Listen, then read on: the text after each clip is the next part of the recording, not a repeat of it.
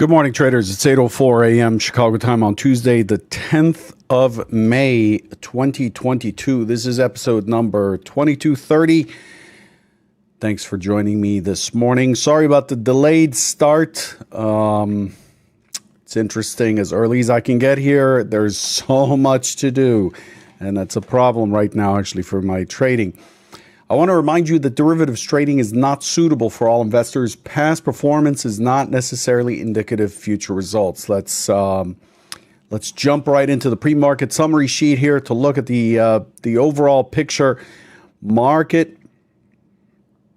markets are on a mild risk-on sentiment here. We see that the S&P actually continues to pop higher. It just started to kind of take off here in the last 15 minutes or so, pushing up from about a 40-point gain to about a 60-point gain. This is quite a bounce here, 1.5%.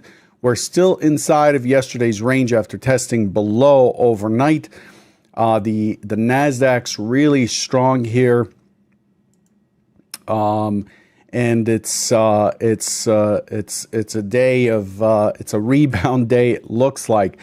So that's what the market sentiment is. There was an interesting headline that came across. CNBC's Kramer says David Tepper has covered his NASDAQ short position, everybody. I don't know what that means, but and who David Tepper is and why we care. But it's kind of interesting in a market that is, the point being here, when the market's moving around, there's always some magical explanation offered by CNBC for why things are doing what they're doing or why we should care. It's a kind of a promoting trading type of thing. Anyway, mild risk on. Market is pricing in possible peak in U.S. inflation.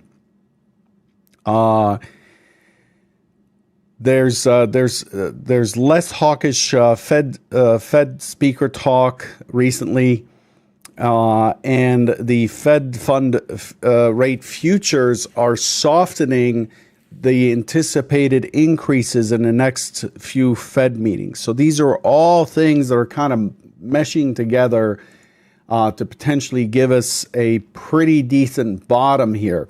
We're seeing, look at the 30-year bond. Wow, the bond is up 1.39%, and the futures, a whole handle, almost two handles, one tick from two handles. That's quite the rally. We see the 10 years also popped higher, 28 big ticks, 75 basis points on price, not on yield. And the Eurobond is also stronger. So things are looking on the up and up right now. For today, we had, this morning, we had the German ZEUS Economic Sentiment Index. We also had the Eurozone ZEW. The ZEW was expected at negative 43, came in at negative 34. That's actually a positive. For the Eurozone, it was expected at negative 45, came in at negative 29.5, also a positive. We had Fed's Williams Bostic speak this morning at 10 a.m. We have IBD tip economic optimism. Then we have a continuation of the Fed parade here. Fed's Kashkari at 1 p.m., Fed's Waller at 1 p.m., Fed's Mester at 3. We have Fed's Bostic at 7. We've got the API crude oil stock change at 4:30. And then the big number for today is the inflation rate out of China year on year for April, expected at 1.8%. The prior is 1.5%. 1.5%. So we're getting the inflation rate year on year, month on month, as well as PPI out of China. Those of you trading around that 9:30 p.m. time, pay attention. This could be a mover.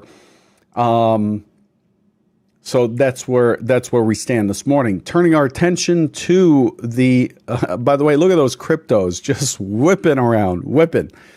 I was down about 10% in Bitcoin yesterday, up about 4% today. Very, very interesting. Of course, we're quoting the futures here, so there is a beginning and an ending versus the spot crypto, which doesn't have a beginning or ending. Turning our attention to the S&P. The S&P has traded 349,000 contracts. That's quite heavy, with 88 and a quarter points of range, with the high being put in at 40.50 currently. 40.50, and it's not coming off the highs. It's trading at 40.47 currently. This portends, this kind of forecasts that there's likely to be a heavy amount of activity. It has gone from, we put in P-shaped profile here in the pre-market summary sheet, but actually it's turning into a multi-distribution. It was a P-shaped profile when the high was around 40.35 this morning. It was clear P-shape, clear short covering type of movement as we have moved from the low pretty strong, and we have a very, very positive delta for pre-market. The delta is quite heavy on the buy side on the pre-market. Another data point that we need to consider. Okay, so that's where we're at. I'm not going to go over what I talked about yesterday. I'll be honest with you, though. I'll try to always be honest, but when it's relevant. But yesterday was just a crap day for me. I caught a move, a decent sell, I believe, early on, and committed some pretty big errors. What did I sell? I sold 40.2175. I also sold, I don't remember my trades are in the head trader channel on Convergent Trading. And there was a long setup and so on. And it just, I allowed the busyness of the day, the meetings, the phone calls, the so on, to distract me into getting in and trading in a FOMO style. Quite a few errors. Haven't had so many errors in trading as I did yesterday. Kind of depressing, actually.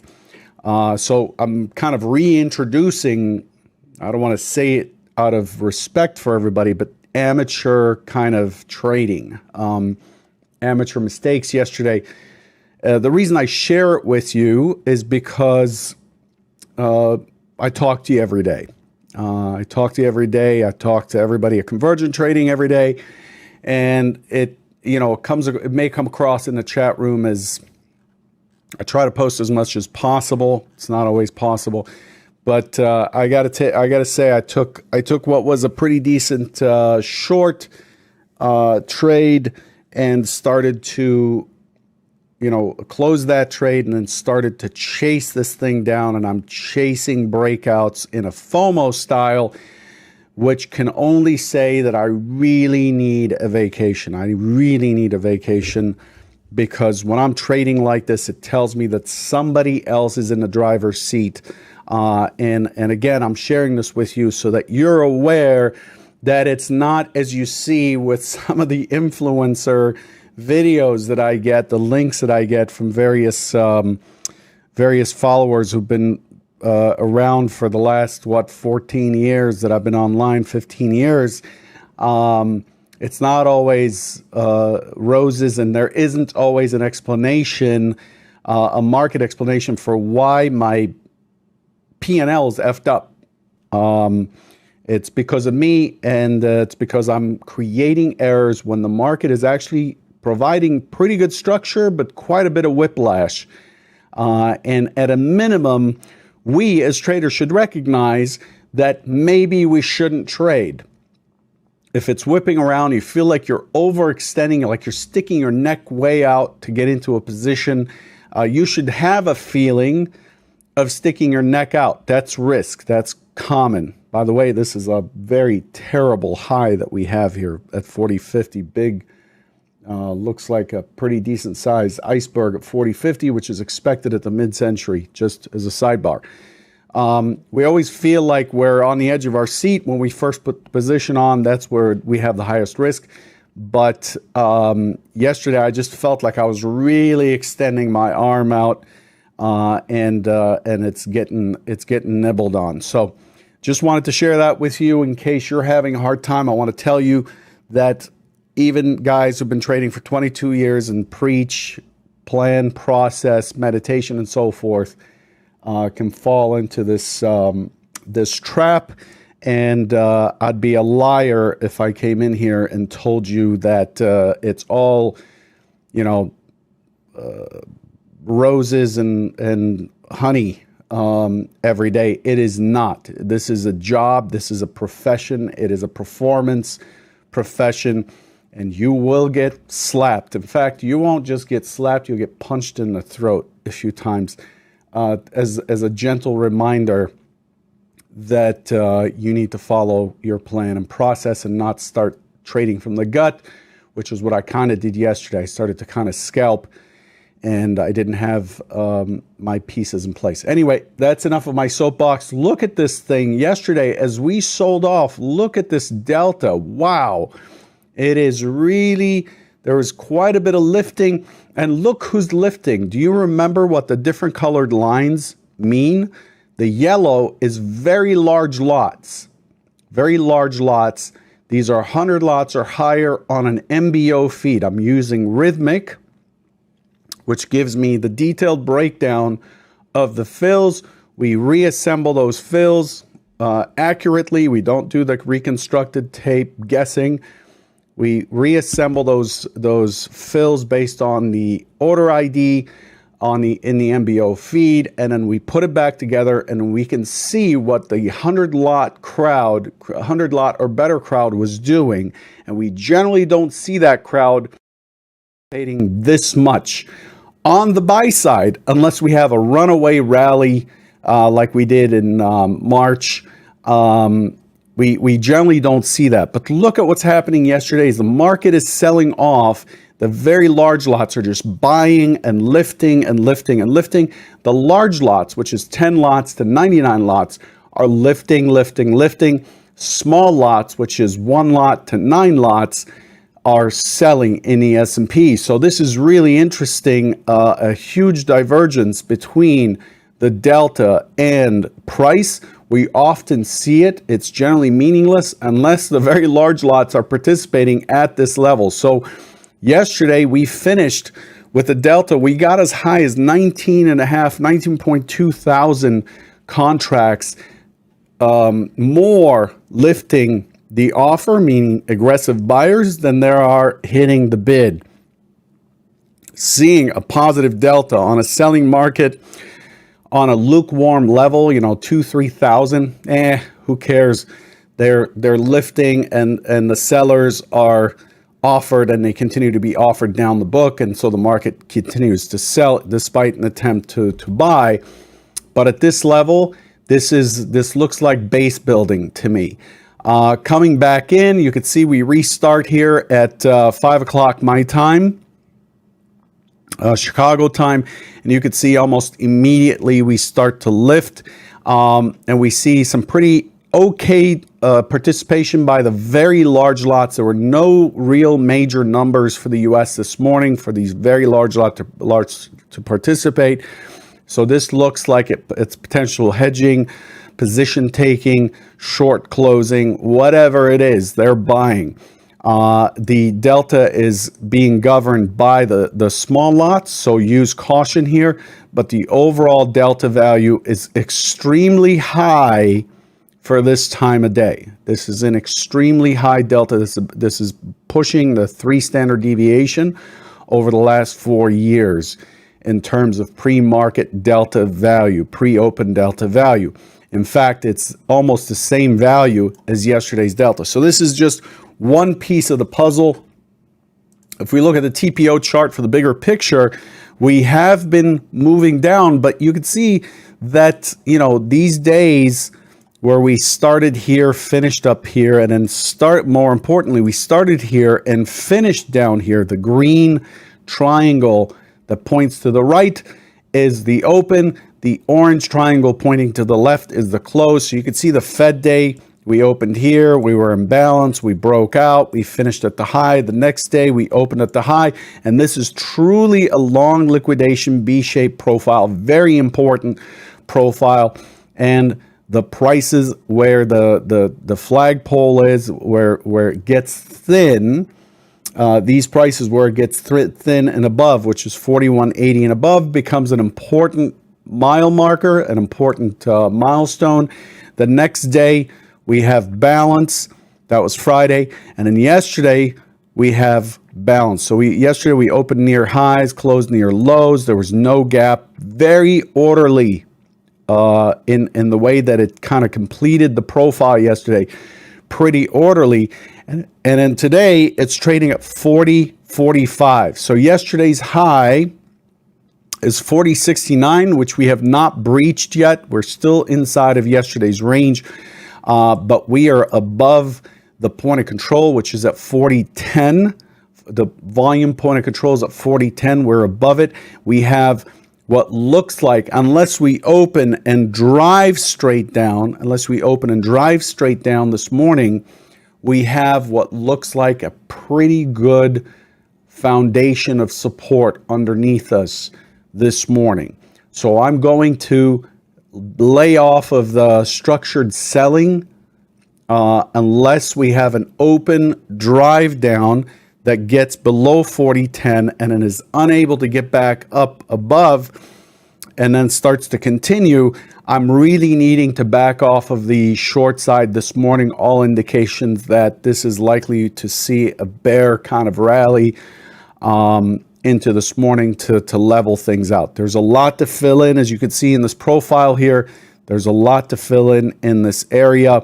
It may end up getting stuck here in this area today. So I'm between 40.10 and 41.20. So 120 is really key. This is a new MC point of control, 41.20.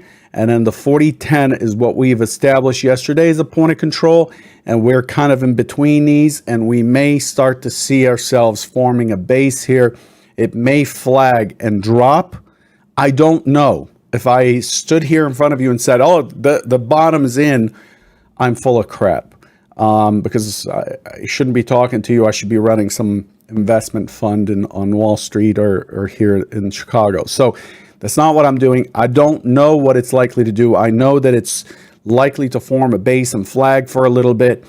So I'm going to lay off the shorts today and just take price for what it is. And that's really important, to just take price for what it is. So this is how things are setting up this morning. Looking at the overall picture, we could see here that yesterday moved away, formed this fat portion. This morning, the point of control is up here. Yesterday's point of control is down here. So despite the lower low, we have the overnight session telling us that value is temporarily higher. The volume's quite high this morning. Value's temporarily higher. We've held the full session VWAP on a retest this morning. That's another indication of pretty good buying support. And we may get back into the prior week's range. So the prior week's low,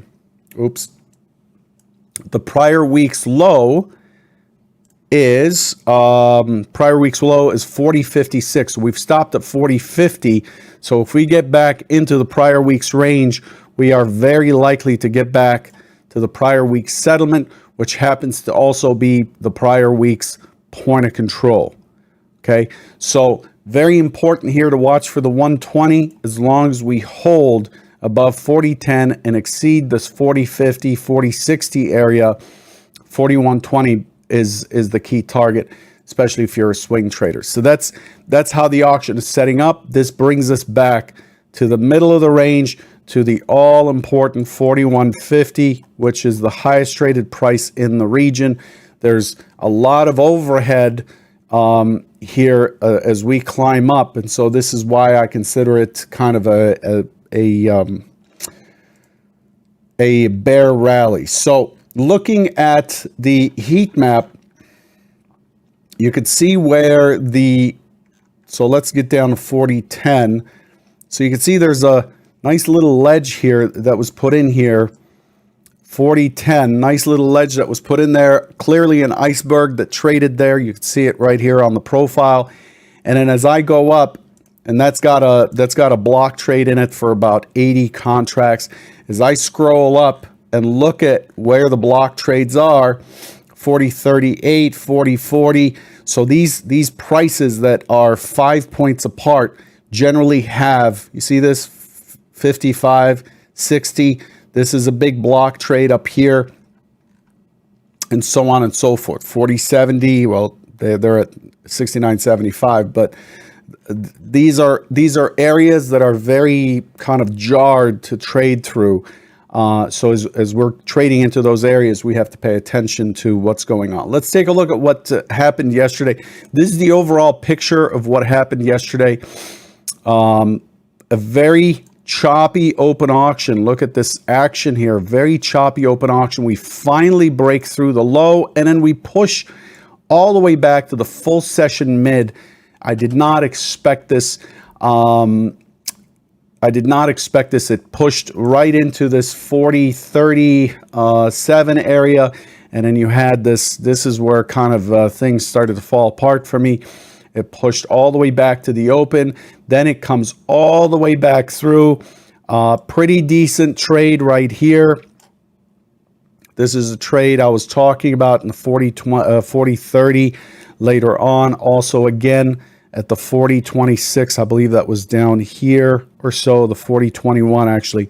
That was a pretty decent trade. And then from there, I just kind of, pardon the term, pissed away the day.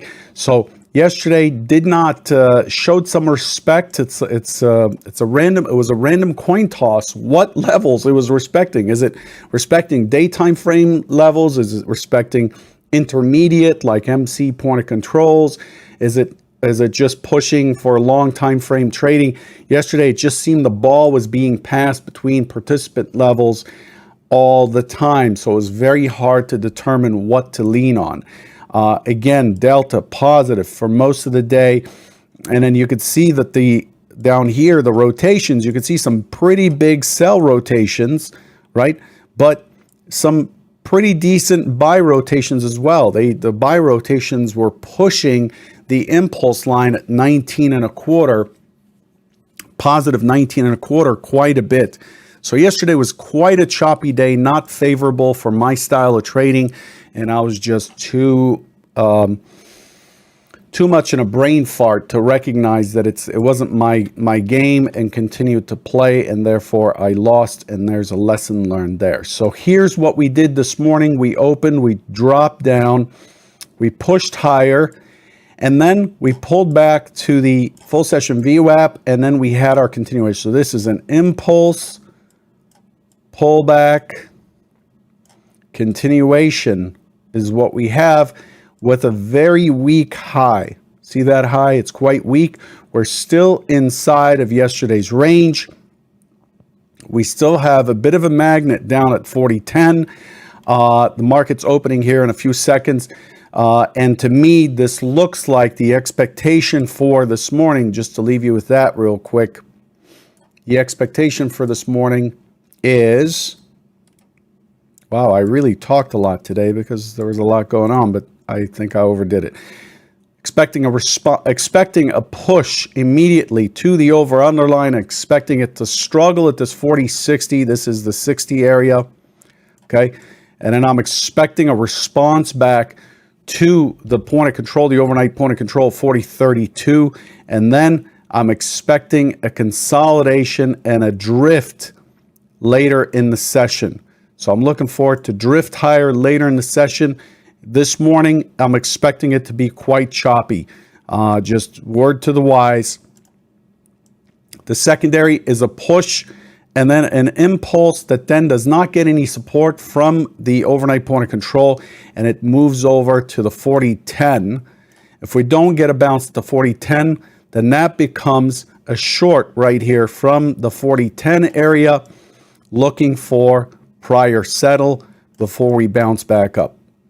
Okay, and that gives us the prior settle stat, the overnight stat, the overnight stat, the overnight point of control stat.